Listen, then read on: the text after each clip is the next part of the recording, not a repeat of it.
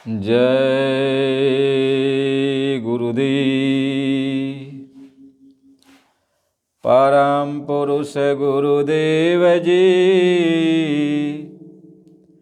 जय गुरुदेव नाम। अलख अगम की पार में स्वामी तुम्हें प्रणाम। कोटि कोटि करूं वंदना, अरब खरब प्रणाम। चरण कमल बिसरू नहीं, जय गुरुदेव नाम। चरण कमल बिसरू नहीं, जय गुरुदेव नाम। जय गुरुदेव। सोता मन कैसे जागी भाई, सो उपाय मैं करूं बखान।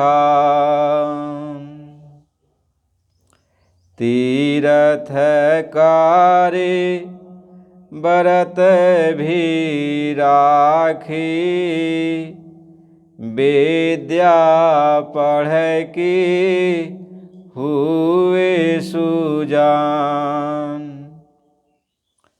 जप तप संयम बहु विधि कीन्हे, मौनी हुए निदान। यस उपाय हम बहुत कीन्हे, तो भी यह मान जगनयान। खोजत खोजत सतगुरु पाया, उनय है जुगति कही परमान। सतसंग कारो संत कुसेऊ, तन मन कारो कुरबान। सतगुरु शब्द सुनो गगना चढ़े, चित लगाऊ अपना ध्यान। जागत जागत अब मन जागा, झूठा लागी जहान। मन की मदद मिली सूरत को, दोनों अपने महल समान।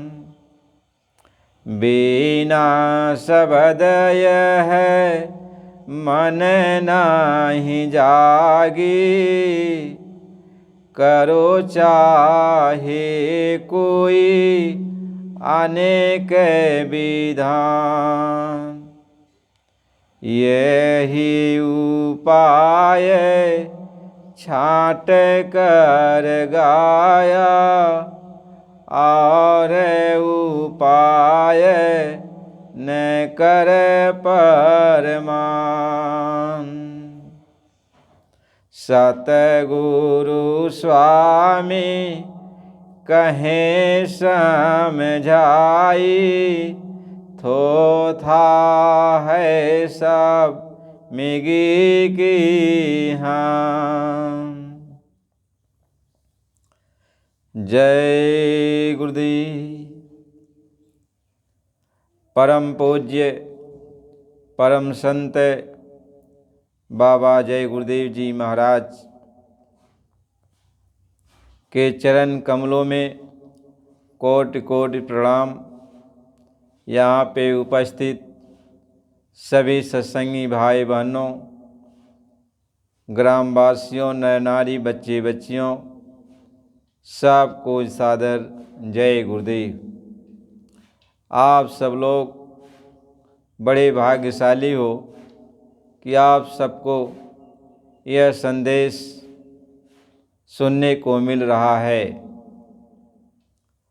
आप सब लोग बड़े ध्यान से मालिक के एक एक वचन को आप सुनो और उसको अपने हृदय में उतार लो। संत मत यह सुरत शब्द नाम जोग अभ्यास का मार्ग है। यह संत मत किसी भी धर्म जाति का, किसी भी मजहब का, किसी हिंदू मुसलमान सिख ईसाई का, यह किसी का विरोध नहीं करता है। यह संत मत मानवता का उपदेश देता है और सारी रूहों को परमात्मा से, खुदा से, अल्लाह से, गॉड से मिलने के लिए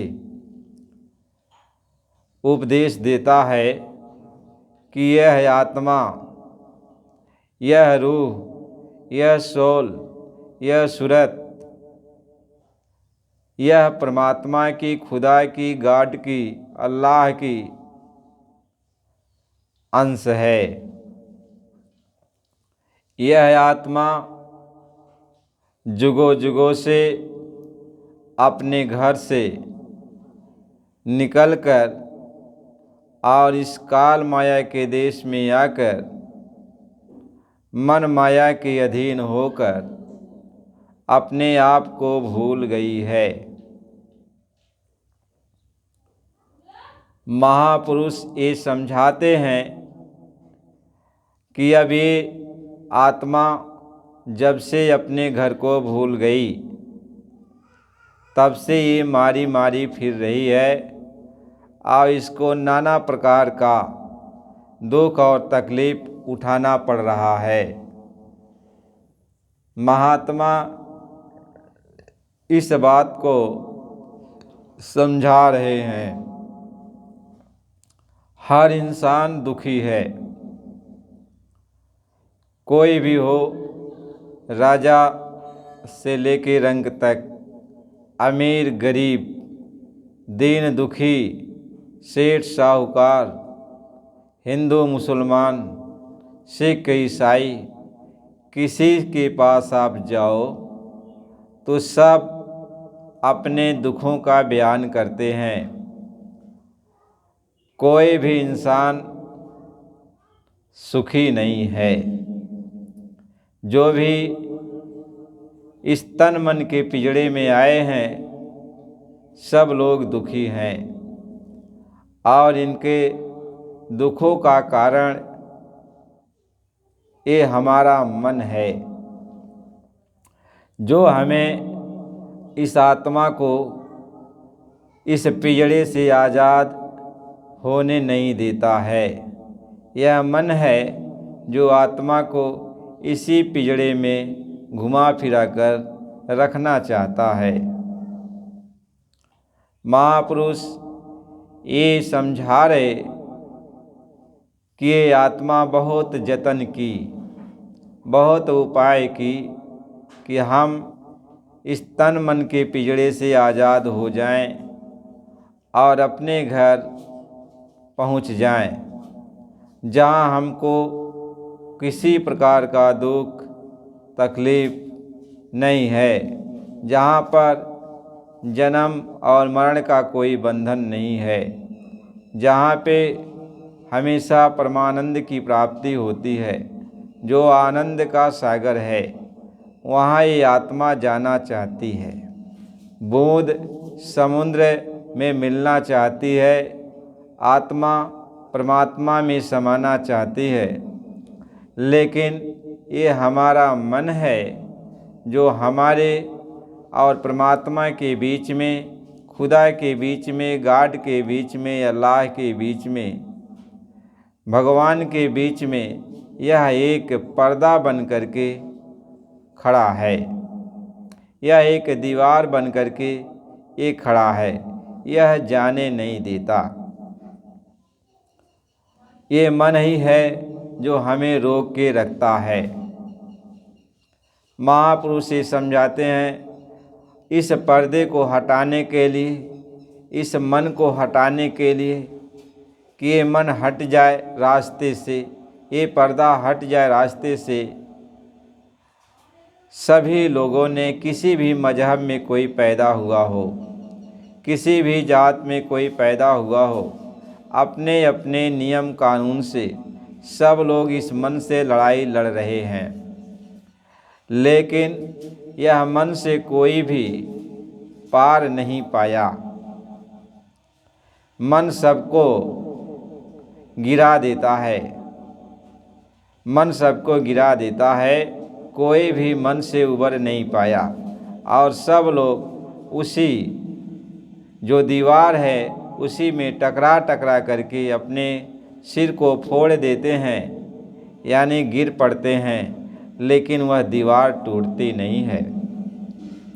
यह जो मन की दीवार है यह बहुत ही मजबूत है। यह दीवार टूट नहीं सकती, इतना यह मजबूत है। और जब तक यह दीवार, ये पर्दा हटेगा नहीं, टूटेगा नहीं, तब तक ये आत्मा अपने परमात्मा से मिल नहीं सकती। यह सोल गॉड से मिल नहीं सकती, यह रूह अल्लाह खुदा से मिल नहीं सकती। महापुरुष इस बात को समझा रहे हैं कि हम सभी लोगों ने अपने अपने हिसाब से परमात्मा से, खुदा गॉड से मिलने के लिए, अल्लाह से मिलने के लिए हम लोगों ने बहुत उपाय किया, व्रत किया, उपवास किया, नेम किया, रोज़ा किया और नाना प्रकार के जो हमारे धर्म कर्म में बताया गया सारा काम हम लोगों ने किया। लेकिन एक भी गांठ खुलने वाली नहीं, यानी ये मन सामने से हटने वाला नहीं, ये मन रूपी दीवार हटी नहीं, और हमको आपको तकलीफ़ पर तकलीफ़ मिलता गया। महात्मा ये समझाते हैं कि परमात्मा दीवार के उस पार है और आत्मा दीवार के इस पार है। यानी मन के उस पार वो परमात्मा है और मन के इस पार ये आत्मा है। मन के इस पार रूह है, उस पार खुदा अल्लाह है। मन के इस पार जो है सोल है, उस पार गॉड परमात्मा है। बीच में जो दीवार है वो मन की दीवार है, ये हौमे की दीवार है। महात्मा ये समझाते हैं अब इस दीवार को हटाया कैसे जाए। कहते हैं श्रुति पुराण बहु कहें उपाय, छूटे न अधिक अधिक अरुझाई। कहते हैं बहुत उपाय तो बताया गया धर्मशास्त्रों में, ग्रंथों में उपाय तो किया गया, लेकिन इससे ये मन का जो दीवार है, जो पर्दा है, ये हटा नहीं। और जितना उपाय करते गए उतना और दीवार मजबूत होती गई, उतना ही पर्दा और चढ़ता गया। महापुरुष समझा रहे ये आत्मा थक गई। अब आत्मा टकरा टकर दीवार से हार गई।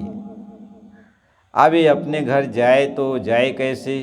जब भी कोई अपने घर जाने की बात करता है तो आत्मा तो तैयार होती है, लेकिन वो दीवार सामने आ जाता है और दीवार पे आत्मा टकरा जाती है और टकरा कर फिर वापस घूम जाती है, दीवार के उस पार जा नहीं पाती। इसी को कहते हैं वज्र कपाट।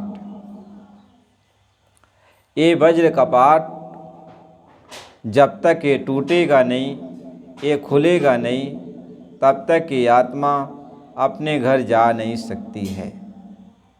इसको मन कहते हैं, ये ब्रह्म कहते हैं।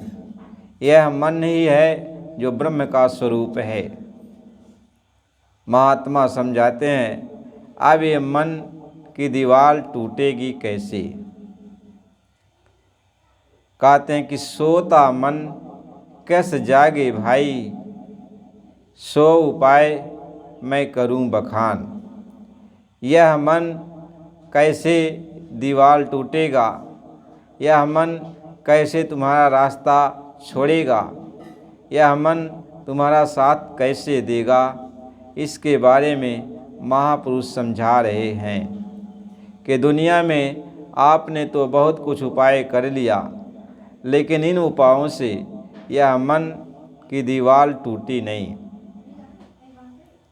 महात्मा समझाते हैं, अब ये मन आपके, हमारे और जितने भी मानव जात में आए हुए लोग हैं, सब ने उपाय किया, लेकिन यह मन बस में नहीं आया। तो ये मन बस में आएगा कैसे। कहते हैं, तीर्थ करे व्रत भी राखे, विद्या पढ़ के हुए सुजान। हमने तीर्थ भी किया, व्रत भी किया, विद्या यानी धर्म शास्त्रों का अध्ययन भी किया, और मौन व्रत भी धारण किया, जप भी किया, तप भी किया, पूजा पाठ भी किया, नाना प्रकार का उपाय हमने किया। कहें जप तप संयम बहुविध कीने, यानी संयम से भी रहा, इंद्रियों की भी साधना किया, हठ योग भी किया, धोती नेति बस्ती, ये सारी प्राण मुद्राएं क्रियाएं, ये हठ योग सब मैंने किया। करपात्री भी बने, मौनी भी बने, नंगा भी बनकर घूमे कि हमारा मन हमारा रास्ता छोड़ देगा और हमारा रास्ता साफ हो जाएगा। लेकिन मन रूपी दीवार यह सामने से हटी नहीं, मन रूपी पर्दा ये हटा नहीं।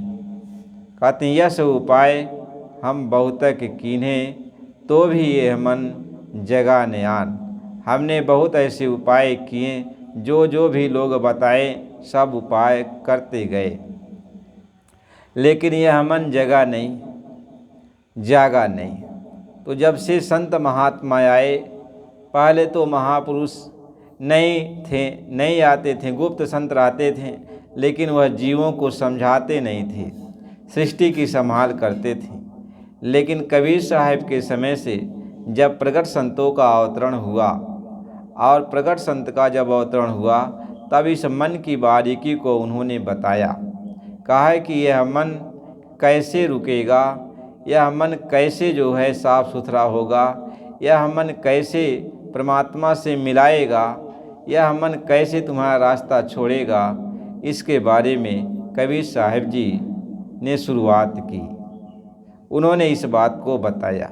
यही कारण है कि और सारे धर्मशास्त्रों में, वेद पुराण उपनिषद ग्रंथों में इस भेद को नहीं बताया गया, क्योंकि उस समय संत तो थे लेकिन गुप्त रहते थे, और वो जो है इस चीज़ को बताते नहीं थे, क्योंकि ऊपर से मालिक का उनको आदेश नहीं था, केवल वो सृष्टि की संभाल करते थे।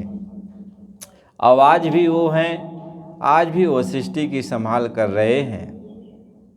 और ऋषि मुनि पीर पैगंबर ये सब तो बराबर आते जाते रहते थे। तो ऋषि मुनि पीर पैगंबर अपने अपने हिसाब से जहाँ तक उनकी पहुँच रहती, वो उसी तरीके से वो अपना अपना बयान दर्ज करते।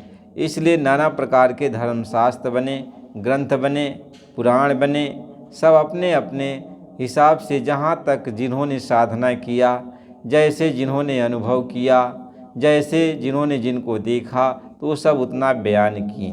वो भी तो ठीक था कि उतना वो जो है धर्मशास्त्र बनाए, जीवों को उस रास्ते पर लगाएं, धर्म कर्म पर लगाए रखें।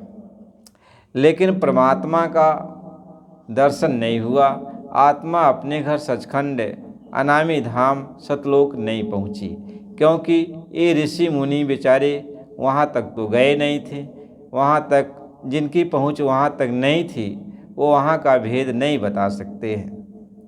लेकिन जब संत आए तो संत सतलोक से, यानी वो कुल मालिक के अनामी महाप्रभु संत रूप धारण करके इस पृथ्वी पर प्रकट हुए, तो वो कबीर साहिब के रूप में पहली बार आए और उन्होंने अपना परिचय दिया और कहा कि मैं सतलोक से आया हूँ, जहाँ पे सारी आत्माओं का ये जो है घर है। मैं आत्माओं के घर से ही आया हूँ और यहाँ पे तुम्हें समझाने बुझाने के लिए आया हूँ। इसलिए कबीर साहिब जी महाराज ने कहा कि जितना भी आप धर्म कर्म योग यज्ञ पूजा पाठ ये सब कर चुके, इनसे परमात्मा की प्राप्ति नहीं हुई, अपने घर की आपको प्राप्ति नहीं हुई, तो मैं आपको बता रहा हूँ, तो मेरी बात को भी ध्यान से सुन लो।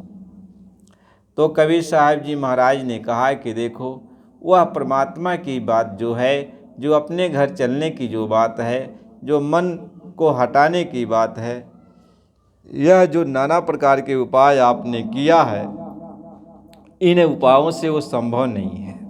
वह उन्होंने किसी चीज़ का खंडन नहीं किया। कबीर साहिब जी ने किसी धर्म पुस्तकों को उन्होंने बेकार नहीं कहा, उन्होंने किसी धर्म मजहब की बुराई नहीं की, उन्होंने एक कर्म कांड का विरोध नहीं किया। कबीर साहिब जी महाराज ने ये कहा कि अय बच्चे, ये जो आप करते हो इससे परमात्मा की प्राप्ति नहीं होगी, और आज तक आप लोगों ने जो कुछ भी किया है इससे परमात्मा आप सबको मिला नहीं और आगे भी इन उपायों से मिलेगा नहीं। हाँ, आपको स्वर्ग मिलेगा, वैकुंठ मिलेगा, आपको शक्तियाँ मिलेंगी, लेकिन घूम फिर करके कभी सुख और कभी दुख, कभी जन्म कभी मरण, यानी बार बार आपको इस आवागमन के चक्कर में आना पड़ेगा। अपने घर आप सचखंड अनामी धाम नहीं जा पाओगे इन उपायों से, क्योंकि ये उपाय ईश्वर के धाम तक, ब्रह्म के धाम तक, पार ब्रह्म के धाम तक, जहाँ तक कि जो भी ऋषि मुनि आए उन्होंने वहाँ तक की बातें कही और यहाँ पर प्रचार प्रसार किया, धर्मशास्त्र बनाया, ग्रंथ बनाया, पुराण बनाया और लोगों को उस रास्ते पर लगाया और सभी लोग उस रास्ते पर चलकर, धर्म कर्म के रास्ते पर चलकर और अपने जीवन को सुखमय बनाते रहे, लेकिन परमात्मा का दर्शन दीदार नहीं होता था। तो उन्होंने यही बातें बताई, लेकिन बाद में कबीर साहिब जी को लोगों ने नास्तिक कहना शुरू कर दिया, लोगों ने उनका विरोध करना शुरू कर दिया कि नहीं, ये कौन सी बातें कह रहे हैं। लेकिन कबीर साहिब जी की जो बातें थी उसको लोगों ने समझा नहीं। कोई भी महात्मा किसी का विरोध नहीं करता है, लेकिन जो स्टेज बाय स्टेज, जैसे हमें आपको चलना है सीढ़ी दर सीढ़ी, तो उसको बताता है कि इस सीढ़ी पर चढ़ जाओगे तब अपने मंजिल पर पहुंच जाओगे। तो कबीर साहिब जी महाराज ने उस मंजिल पर जाने के लिए, यानी परमात्मा से मुलाकात करने के लिए और मन को रोकने के लिए जो विधि को बताई, महात्मा उसको समझाते हैं कि उसी विधि पर चलकर जीव अपने घर सचखंड जा सकता है, सतलोक जा सकता है। इसमें किसी का उन्होंने विरोध नहीं किया, किसी का उन्होंने विरोध नहीं किया और कहा कि जो मेरी बात को मानेगा वह अपने घर पहुंच जाएगा, नहीं तो यहाँ काल माया के देश में जो भी 14 तबक बने हुए हैं, जो भी मोक्ष मुक्ति यहाँ की बनी हुई है, बनाई गई है, जो भी स्वर्ग वैकुंठ आदि लोग बनाए गए हैं, जैसा आप पाप करोगे, जैसा आप पुण्य करोगे, उसके अनुसार आपको नरको 84 में और स्वर्ग वैकुंठ आदि लोकों में भेजा जाएगा। लेकिन आपको स्वर्ग चले गए, वैकुंठ चले गए, तो वहाँ की एक सीमा है, उतनी सीमा तक आप रह सकते हो, रह करके फिर आप जो है मृतलोक में चले आओगे। यानी ये आवागमन का जो चक्र है ये आपका समाप्त नहीं होगा, ये चलता रहेगा। आवागमन से यदि मुक्ति आप चाहते हो, अपने घर जाना चाहते हो, सतलोक जाना चाहते हो, तो उन्होंने कहा कि मेरी जो बात है इस बात को आपको सुनना पड़ेगा और सुनकर उस पर चलना पड़ेगा और जीते जी यानी इसी जन्म में आप अभ्यास करके आप अपने घर सचखंड अनामी धाम जा सकते हो और वहाँ से फिर आ सकते हो, फिर यहाँ से वहाँ जा सकते हो, फिर आ सकते हो। यानी इस जीवन में आते और जाते रहोगे और जब श्वास की पूंजी आपकी समाप्त हो जाएगी तो अपने घर आप चले जाओगे। उन्होंने यही कहा कि महात्मा जो भी बात कहते वह अनुभव की बात कहते, देखा देखी की बात कहते, कहीं कहा सुनी की है नहीं, देखा देखी की बात। और दुल्हा दुल्हन मिल गई फीकी परी बारात। कहते हैं महात्मा जो भी कहते हैं वह देख कर कहते हैं, वह सुनी सुनाई बात को नहीं कहते। जब संत महात्मा आते हैं तो देखी हुई बात को ही कहते हैं। तो कबीर साहब जी ने कहा कि ये मन जो है ये बस में तभी होगा जब आप संतों महात्माओं का यानी जब से ये संत आने लगे, अब उनकी बात चलती है कि जब से ये संत आने लगे तब से उन्होंने सत्संग जारी कर दिया। अब वो संत सत्संग जारी करते हैं, जारी किया तो जब वो सत्संग जारी कर दिए तो महात्मा इस बात को समझा रहे कि अब वो सत्संग जारी जब कर दिए तो अब सत्संग में जाकर आपको बराबर महात्माओं का दर्शन करना चाहिए और सत्संग को सुनना चाहिए। यानी उनके जो उपदेश हैं, उनके जो वचन हैं, उसको आपको सुनना है और उनका दर्शन करना है। महात्मा इस बात को समझाते हैं, जब आप सत्संग सुनने लगोगे तब आपका ये मन जो दीवार बन के सामने खड़ा है तो महात्माओं के सत्संग से वह दीवार झरझर झरझर करके जो है वह गिरने लगती है। यानी महात्माओं के सत्संग में वो ताकत है, वो शक्ति है उनके वचन में कि जो दीवार कड़क है वो आपके सामने खड़ी है, जो कभी टूट नहीं सकती। वो महात्माओं के सत्संग जल से वह गीली होने लगेगी और धीरे धीरे झरझर झरझर करके वह गिर जाएगी। यानी ये मन जो पहाड़ बना हुआ है यह छोटा हो जाएगा। जिस रास्ते से हमें आपको अपने घर जाना है उसी रास्ते पर यह मन पहाड़ बन करके, दीवार बन करके खड़ा है। लेकिन जब महात्माओं का सत्संग मिलना चालू होता है, उनकी कृपा दया होने लगती है, उनका दर्शन होने लगता है, तब यह मन जो है वह जो दीवार है वह धीरे धीरे धीरे धीरे गीली हो करके वह धीरे धीरे झरझर झरझर करके गिर जाती है और मन बहुत बारीक हो जाता है, बहुत छोटा हो जाता है। जो आज मन इतना मोटा हो गया, पहाड़ों जैसा हो गया, वह बहुत ही छोटा हो जाता है। और जब वो छोटा हो जाता है तो जो सामने परमात्मा से मिलने की राह है वह दिखाई पड़ने लगती है। अब आत्मा उसी रास्ते पर यानी उसी दरवाजे के रास्ते निकल जाती है इस पार से उस पार। जहाँ परमात्मा बैठा हुआ है वह परमात्मा से मिल जाती है। कहते हैं सतगुर महल बनाइया प्रेम गिलावा दिन और साहिब दर्शनकार ने शब्द झरोखा कीन। यानी वह जब मन महीन हो जाता, मन छोटा हो जाता है, मन के ऊपर से लगे हुए जो मैल है ये साफ हो जाती है। ये मन जो है जब साफ सुथरा हो जाता है, महीन हो जाता है तो रास्ता दिखाई पड़ने लगता है और उसी रास्ते से ये आत्मा निकलती है। अब अपने घर सचखंड अनामी धाम जाने को तैयार हो जाती है। महात्मा समझाते हैं, इसलिए कहा कि सत्संग करो, संत को सेवो और तन मन करो कुर्बान। यानी जब संत मिल जाते हैं उनका तुम सत्संग सुनो और तन मन लगा करके सत्संग को सुनो। जो कह रहे हैं जितना समय आप बैठोगे तन मन को लगा करके तो आपके मन के ऊपर जो लगी हुई मैल है, जो मोटा मोटा पर्दा पड़ा हुआ है, इसकी वो सफाई करते हैं। तन मन करो कुर्बान। आप तन मन कुर्बान हो जाते हैं, यानी तन मन की सफाई हो जाती है। अब ये तन मन जो है, इसमें जो मोटापन है वह ख़त्म हो जाता है। अब महीनपन आ जाता है, यानी मन महीन हो जाता है, मन छोटा हो जाता है।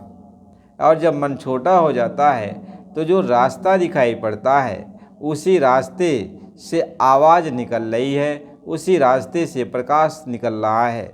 अब आवाज़ और प्रकाश को आत्मा ये सुनने लगती है, आत्मा प्रकाश को भी देखने लगती और उस आवाज़ को सुनने लगती है। अब आत्मा आवाज़ को सुनते सुनते और उस प्रकाश को देखते देखते आत्मा की आँख और कान जो जुगों जुगों से बंद हो गई है, ये खुल जाती है। जब तक वो प्रकाश नहीं प्रकट होता और जब तक ये आत्मा को आवाज़ नहीं सुनाई पड़ती, तब तक ये कान और आँख ये खुलते नहीं हैं। इसलिए महात्मा समझाते हैं कि सत्संग करो, संत को सेवो और तन मन करो कुर्बान। और सतगुरु शब्द सुनो गगना चढ़, चेत लगाओ अपना ध्यान। यानी सतगुरु का जो शब्द है, यानी सतगुरु का मतलब वो कुल मालिक की आवाज़ आ रही है, वो प्रभु की आवाज़ आ रही है। उस आवाज़ को तुम सुनो और उस पर इतना ध्यान लगाओ, इतना ध्यान लगाओ कि एकदम एक चित्त होकर के उस आवाज़ को, उस वाणी को आप सुनो। आप जब उस वाणी को सुनने लगोगे तो ये मन जो जुगों जुगों से सोया हुआ है, यह मन भी जाग जाएगा। क्योंकि मन छोटे पैमाने पर ईश्वर का अंश है, यानी जो काल भगवान हैं वह उनका एक छोटा रूप है। जैसे हम सब लोग उस परमात्मा के छोटे से एक रूप हैं, अंश हैं, ऐसे ही ये मन ईश्वर का अंश है। तब ये मन चेतन हो जाएगा। अभी तो जड़ बना हुआ है, तब यह मन भी चेतन हो जाएगा, यानी मन भी होश में हो जाएगा। और जब मन को होश हो जाएगा तो मन ये कहेगा मैं तो तीनों लोक का मालिक ईश्वर हूँ। अब वह अपने ईश्वर से मिलने के लिए मन चलने को तैयार होगा। इधर आत्मा को होश हो गया तो आत्मा अपने परमात्मा से मिलने के लिए तैयार हो जाएगी। महात्मा ये समझाते हैं कि जब संत को आप समझ जाओगे और उनका दर्शन करोगे, उनके सत्संग को सुनोगे, तब धीरे धीरे मन महीन हो जाएगा। जब महीन हो गया, आवाज़ आने लगेगी तो मन भी आवाज़ को सुनेगा और आत्मा भी आवाज़ को सुनेगी, तो दोनों जाग जाएंगे। यानी मन जाग जाएगा तो जहाँ से वो आया है वहाँ की खबर उसको मिलने लगेगी, और आत्मा जब जाग जाएगी तो आत्मा जहाँ से आई है वहाँ की उसको खबर मिलने लगेगी। आत्मा को सचखंड की खबर मिलेगी और मन को ईश्वर की खबर मिलने लगती है। अब वह ईश्वर के शब्द को मन पकड़ता है और आत्मा अपने घर सचखंड की खबर को पकड़ कर चलती है। महात्मा इस बात को समझा रहे हैं कि कहते हैं सत्संग करो, संत को सेवो, तन मन करो कुर्बान। सतगुर शब्द सुनो गगना चढ़े, चेत लगाओ अपना ध्यान। अब उस शब्द को आप सुन रहे हो और ध्यान लगाकर उसको सुनो। कहते हैं जागत जागत अब मन जागा, झूठा लगे जहान। यानी धीरे धीरे धीरे धीरे आत्मा भी और मन भी शब्द को पकड़ लिया, यानी शब्द को सुन रही है। वह एक ही शब्द आ रहा है, इसमें एक आत्मिक शब्द है, एक मन का शब्द है, यानी एक ईश्वर का शब्द है और एक उस कुल मालिक का शब्द है। तो महात्मा ये समझाते हैं अब जो है, अब ये आत्मा मन को आगे करती है कि हे मन तुम चलो, हे मन तुम चलो, और जो है अब तुम अपने महल में चल के रुक जाना और मैं अपने घर सतलोक चल जाऊंगी। मन भी अपने परमात्मा से, अपने ईश्वर से मिलने के लिए बेताबू हो जाता है, तो मन के अंदर विरह और तड़प पैदा हो जाती है। मन जो है ईश्वर से मिलने के लिए बेताब हो जाता है और ईश्वर की शब्द को पकड़कर यह मन आगे आगे चलता है। आगे आगे मन चलने लगता है और उसके साथ साथ ये आत्मा भी चलने लगती है।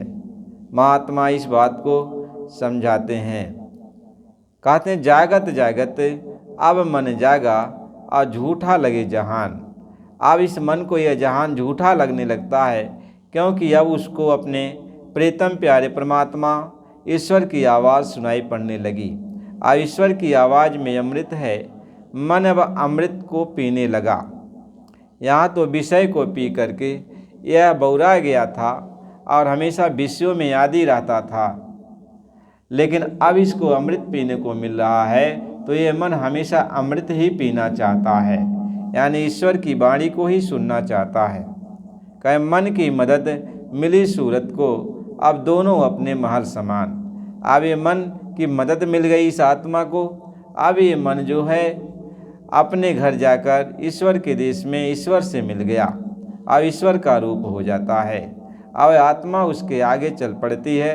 अब आत्मा अपने आगे जा कर के धीरे धीरे मंजिल दर मंजिल को पार करते हुए अपने घर सचखंड अनामी धाम चली जाती है। महात्मा इस बात को समझाते हैं, कहते बिना शब्द ये मन ना जागे, करो चाहे कोई अनेक विधान। कहते हैं अनेकों उपाय करो, अनेकों विधान करो, लेकिन जब तक ये शब्द आपको नहीं मिलेगा तब तक ये मन जागेगा नहीं। और ये शब्द तब आपको मिलेगा जब आपको संत सद्गुरु मिलेंगे। आप संत सद्गुरु के पास जाकर उनका दर्शन करोगे, उनका सत्संग सुनोगे, उनके वचन को मानोगे, वो रास्ता बताएंगे, उस रास्ते पर चलोगे और शब्द आपके अंदर वो प्रकट हो जाएगा। तो शब्द को सुनते सुनते ये आपका मन और ये आपकी आत्मा दोनों जाग जाएगी। कहते हैं बिना शब्द ये मन ना जागे, करो चाहे कोई अनेक विधान, यही उपाय छाट कर गाया और उपाय न कर प्रमाण। कहते हैं और उपाय के बारे में जितना भी बताया गया उस पर आप विश्वास मत करो, क्योंकि और उपायों से ये आत्मा और मन दोनों जागेंगे नहीं। हाँ, आपको शक्तियाँ मिल जाएंगी, स्वर्ग आदि वैकुंठ लोक आपको मिलेंगे, फिर वहाँ आराम से रहोगे, सुख सुविधा से रहोगे, लेकिन जब आपका पुण्य खत्म हो जाएगा तो फिर आपको मृतलोक में आना पड़ेगा। लेकिन सच्ची मोक्ष मुक्ति आपको नहीं मिल सकती है। यह तभी मिलेगी जब आपको संत मिल जाएंगे और संत आपको शब्द का मार्ग बताएंगे, शब्द की शिक्षा दीक्षा देंगे, शब्द से जोड़ेंगे और शब्द आपके घट के अंदर जब प्रकट होगा तब आप अपने घर जा सकते हो। महात्मा इसी बात को समझाते हैं। इसलिए प्रेमी भाई बहनों, आप सब लोग सत्संग वचन को सुन रहे हो तो बराबर आप लोग सुना करो। मालिक की बड़ी कृपा है, बड़ी दया है, और आगे भी आपको ये सत्संग आपको मिलता रहेगा। मन के बारे में और आत्मा के बारे में जो भी संदेश है आपको सुनाया जाएगा।